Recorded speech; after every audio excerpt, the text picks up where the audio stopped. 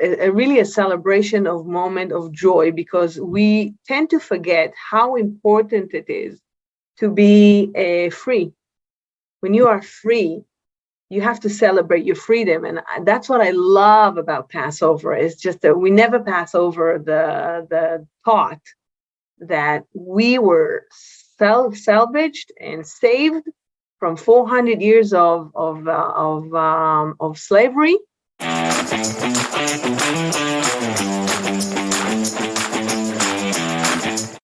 Switching to Passover, because it's coming up. I love this question. I love asking a winemaker questions like this, because there's the cliche, which is if you have a table with 5 or 6 winemakers at that table and you ask them certain questions, you might get 13 answers out of 6 people. And so what is wine's role in Passover, and what should our audience be thinking about when choosing wines for their Passover celebration? So that was, I had to think about that, because we're Jewish. We don't think about that too much because it's obvious. Okay. But basically, so I'm just going to look at my little notes here. Sure. For me, again, Passover, or in general, the wine role in Passover is really to take it in 4 glasses, in 4 shots, like in 4 tastings. That has a meaning. It means everybody can think differently. I mean, you can think, why would you use 4? You would want to be drinking 1 glass, and then after the 4th, you're like just a different person. From one point to the other, you change from 1 glass to the 4th one. That's the dynamic thing in wine. The second thing is really a celebration of moment of joy, because we tend to forget how important it is to be free.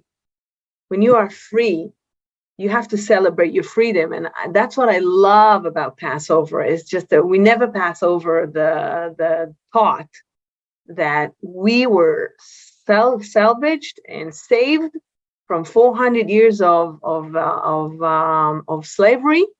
And I think we have been going through a lot of things throughout. After these 400 years, still we went through a lot, but it always puts you back in focus. It always reminds you that you should always celebrate the freedom, because if you're there and you're free, that's the time to bring it up to your conscious and understand that you are a free human being. That's not something to be taken for granted. So this is my basic understanding of Passover in general and wine. I love that. It's beautiful. It's very inspiring. So that almost segues as well to, I would say half of our audience is very knowledgeable to things like Passover culture, but there's a lot of people out there who aren't as knowledgeable. So from a very basic point of view, can you explain what kosher wine is, how it's different from other wine, and maybe share a little bit about the details and process of how kosher wine is made?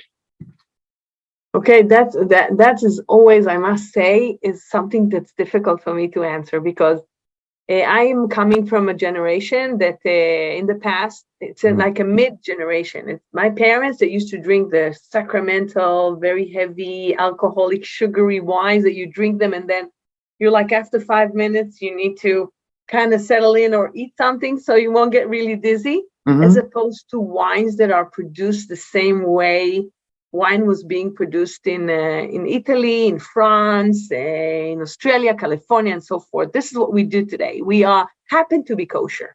And what makes us happen to be kosher, or what makes this happening, is that we produce wine like the rest of the world. We make sure that we harvest at the right time. We use the right varieties that will match the terroir and so forth, and then aging in barrels and fermentations and stainless steel and so forth.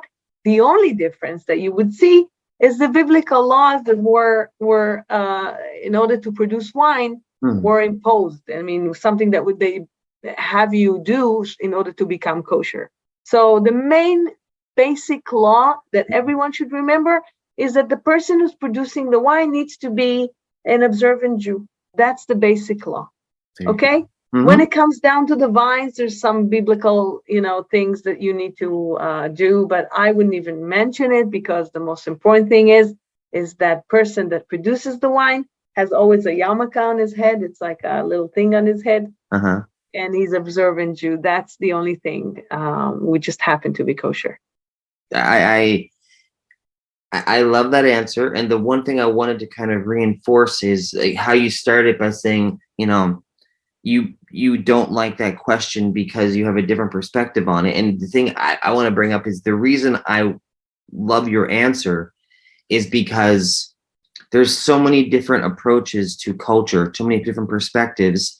And over the past few days and weeks, I've gotten to ask a lot of people these kinds of similar questions, and it really helps an outsider understand it better, because some people take that question very seriously and they get very detailed into what I'm going to call like a wine geek conversation.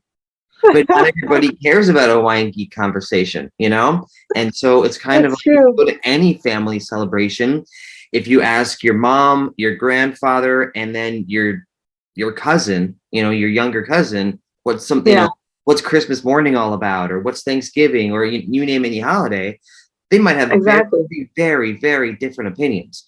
And so I love your answer, and I think it's only going to help more people recognize it and realize it better. So now let's talk about the good stuff, the actual wine.